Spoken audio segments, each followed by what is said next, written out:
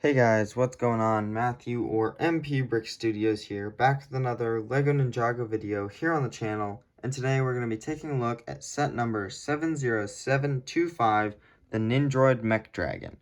This set released in 2014 with 667 parts, 5 minifigures, and it retailed for $90. But with that, I think we can get on to the review. So starting off here with Nia's vehicle, of course, Lloyd and Garmadon are the ones who use it though. So first off, it's just a four-wheeled vehicle that was really only in, I think, maybe a few episodes of the show. It was pretty cool, maybe just one actually. But up front we have these headlights with some katanas going out next to the wheels. And then we've got these kind of icy looking design, which I think is really cool. And then some writing down there, not in Ninjago, really just in Japanese, I think. And then coming in a little closer, we have the cockpit here, which honestly isn't the greatest. It's kind of just feels like it's more slapped on there, but it is forming around a feature, so I understand that. And we can take Garmadon and place him in here because he prefers to drive instead of fight. So he goes in there, and that's what he looks like. No controls in there or anything. And then coming further back, we have the seat for Lloyd to sit in, and it can rotate on this click hinge, and this can hinge up and down. Then looking on this side where the weapons are, we have a little flick fire missile that has a little grappling hook. No string or anything, but you can just either press it and it'll go not very far, or you can flick it, which I can show this way, if I can actually get it to go. There it goes. 2 flicks, and that really hurt. So you take what you can get, but it's okay. And then we've got these 2 little blasters. Then coming up the side, you've got a little pole with the, I guess it's really Nia's symbol instead of Samurai X, but yep, there was that. And then placing Lloyd in the seat here, we can put him right there. And them together on there, oh, there he goes. I do not know why he didn't stay. But them together on there, it looks really good. They look awesome, and you can hinge this. Wow. Yeah, these are kind of loose, just a little bit, maybe. No, maybe I didn't have it on there well enough. But there it goes. You can hinge that, and yeah, I think they look great. But then coming around to the back here, we have just this big red brick that looks pretty bad, and I honestly really don't like it there, but that's for the building process. And then these things, which I don't know, they're like little thrust maybe, but basically they're connected to these Technic pieces, and when you push this, it pushes that upwards, and you can shoot flick fire missiles, which really don't go very far. But if you do it all in one motion, it may do a little better than that. So, oh wow, I don't know how I'm gonna get that back. All right, it has returned, and you can see that that is a pretty cool function. I like it, but it does mean that the cockpit is a little weird because you have to build it around this like wheel system, so that these can move really far on it. So it makes the cockpit look a little weird, but I think it's a worthwhile feature. But I think after here's the bottom, and after all that, I think we are good to move on to the Mechdragon itself. So I can't exactly show the whole Mechdragon at once while the camera is stationary, so I'm going to try and show it all right now, and then we'll move into the individual parts. But overall, it is quite big. I mean, I would say my hand is a pretty average size. and it's pretty big. Like, here, pull in a Nindroid minifigure. It's pretty big. So now I will making the camera stationary, you know? Alright, so starting close up on the head first, we have this nice stickered piece with nice metal detailing and kind of some grates on the top and everything. And then going down, you have these nice menacing eyes and some teeth as well. Got these cheeks that are kind of open but have this little tooth piece, which is kind of cool. And then his jaw goes upwards, and then there's like the nose of it. Inside, you've got this nice stickered piece that looks like a mechanical tongue, I guess. So that's cool. Looks really menacing when it's got its mouth open. But moving back, you have some more purple and kind of these slopes, or wing pieces, I guess. And then right here, this piece is like a really small neck piece. And I've heard of these over time getting too loose to where they won't hold the head up. But personally, mine doesn't. Okay, I guess it does have a little bit of that problem, but it's like you have to tap it and then it'll go down. So I can easily pose it. Mine's problem is more it goes side to side quickly instead of going down quickly. So I know these can get weak over time, but personally mine has not done that. Then I'm going to try and get the best view here. It's kind of, well, not kind of, it's really difficult. But right there you've got that, I don't even know what to call it, angular piece, flap piece with some mechanical detailing, same as the other side. And then that just broke off. This is really difficult. It's such a big set and it's awesome, but it's difficult. And then looking right here, you have the Nindroid symbol right there on the printed tile, which is nice. That came in a lot of sets, but it was included here. Oh, looks like there's a piece missing. Gosh darn it, I'll get that. Alright, the piece has been applied, but continuing from there, I personally like how the slopes look here, and then around here you have clips for weapons, which is nice.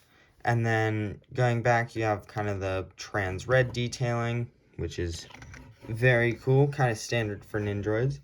And then back here you have a spot for Wu to stand, and then he can control it from there. We can fit him in there right like that, and he can be seen from the front like this. So that's what he looks like inside of there.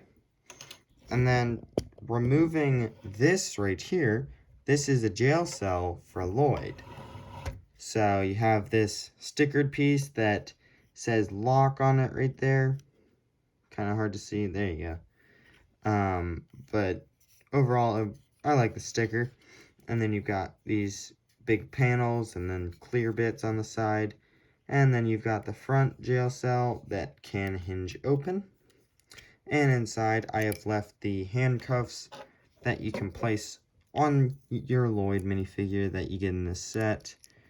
And then he can be put inside. So we'll do that. There he is. Lloyd is very sad. He's crying. And then he can be placed just like that. And he's stuck. There he is. And you can see his head a little bit from the outside, but personally, I think that's perfectly fine. But then removing him, we'll look at him even closer later. And then coming to the wings here, they are fixed. They will not move. They don't flap or anything. They're fixed in this splayed out position. They won't move past this. But I honestly, I do wish they were able to flap, but them being stuck here isn't the worst. So here you have this little bit that's, this saw is connected to a Technic piece, and then there's a little rubber band right there, and when you spin it, a saw goes spinning. Same with the other side, and you can do them both at the same time. This side doesn't want to do it very well. This side likes it. This one does not. I don't know what the problem with this side is. It's, oh, there it goes. There we go. A little better there. So yeah, you can have them both do it at the same time. And I recall a scene from the show when the car was being chased, and they kind of did, the dragon had its saw spinning, and then it cut off the little flagpole there, which we can make happen. So if you want to see that happening, we can just go like, sorry, it's a really small space, but you can go like this and go and hit it. It won't fall off exactly. There it goes. I don't know if you saw that. It might have gotten a little blurry, but I hope you got the gist of it. And overall, I think they do work together pretty well in the set, and it makes sense for the show. But moving past that, the wings are very nice. They're black, gray, silver, and some red and purple, which is a lot of colors, but it works. And on the bottom of each, you can see there are kind of some thrusters there, which is cool. And then coming back to probably my favorite part of the set, I'm actually going to remove this wing so we can see it better. You have this little, I guess, I think of it as a docking bay for Nindroid flyers. So first off, you have this little sticker with a mountain on it and just controls and stuff. So that's cool. And then you've got two flyers, one on this side, one on this side. And then if we look at this one's control bit, it has a launcher for the flyers. So we can actually take the singular Nindroid included in this set. Would have been great to have two, but you can remove his head and then take this neck bracket. I don't like it on the figure, so I just left it here, but this is technically how he comes in the set. He's supposed to have the neck bracket on. But then we can remove the flyer, place it like that. And personally, I think this is a really nice little flyer. It's a good, another little build for it. You really get a lot more for the villains. And you can even take another Nindroid from another set, and if you have a neck bracket, you can put it on that one and give the flyer to them. So that's cool. But what I honestly really liked that you could put your figures over here, like sitting down, just along for the ride. So it's like they're waiting until you get to where the ninja are, and then you get deployed. So that, I liked the aspect of both of those when I was a kid, and this was a really good set for that. But coming around back, you have more purple detailing with the tail, and then you have just some spikes and stuff, and then one large spike on the end. Then you have this gear that you can just spin, and it's a wacky tail, so that's nice. I don't really like them as much as the posable ones, because of course it's not posable, so that's why I don't really like them. But interesting piece here. I know I've seen actually a lot in Ninjago, if I think about it, but it is a very interesting part. Then you have like these purple barrels that I guess you can think of as a power source maybe. Then coming further up, you have just a little competition cannon that you can pull on this spike and it will shoot. Yeah, that's how those work. They'll shoot, and it's a nice function. I definitely like that. When you're holding it like this, you can just go ahead and pick it up, and boom, and you shoot. So that is a nice feature. I'll have to, oh, there it is. All right, I got it. But I think with all that, I think it's finally time to take a look at the minifigures, which, actually, yeah, we need to take a look at the legs, though. this, we've got kind of a main section here that's fixed to the body. It is very difficult to show you this. And then the little slopes there, wing, and this is a lot of studs right there, in my opinion. And then the little feet, you can twist them back. It looks pretty good while flying, but this is identical to the other side, so I don't really need to show you the other side. And then right here we have purple slopes and some red lights there with a black tile. And this one is fixed. There's nothing but the foot that can move, which is the same foot. But with that, I think it is finally time to look at the minifigures included in this magnificent set. Here are the first two minifigures in this set. We have Rebooted Lloyd and Sensei Garmadon.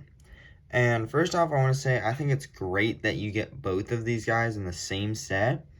But starting with Lloyd, this was like one of the first times you got his hairpiece in a set. So that was great. He doesn't have leg printing, which isn't the best. And then his shoulder armor came in one other set and not this one. I think that's somewhat acceptable because he can fit in the jail cell then, but it's just not the best. It's not the full complete figure. So, but looking at this guy's torso, I definitely love it a lot how it mixes different suits.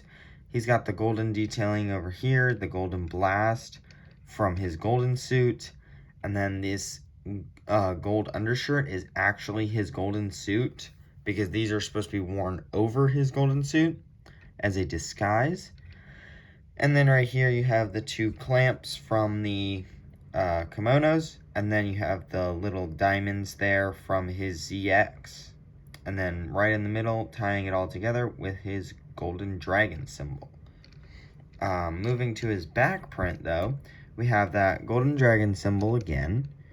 Very nice little symbol. It's surrounded by that golden energy as well, and two more of those clamps. So overall, I think this does a great job of representing all the suits that kind of came before it, and I love it a lot. But moving to Sensei Garmadon, he looks great. He has a primarily gray robe with kind of a white undershirt and black, I guess in between. It goes like white is the base, then you've got black on top of that, and then gray on top of that. But I definitely love the green detailing with him. It definitely shows that his son is Lloyd, and that's a good thing. Definitely like that a lot. He's got the back print with kind of the brothers symbol, really. Both Sensei Wu and Garmadon. So that's nice. And his cloak does continue into his legs. In the show, his legs were kind of like, they look dual molded, which honestly, if we got a remake today, I would love for that to be dual molded.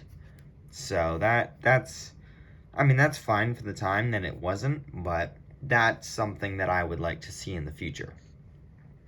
But continuing on, we have the torso has kind of just these little Japanese characters and what almost looks like he would have a cape right here at the top. It looks like it would go around, but I guess that's kind of just how his collar works.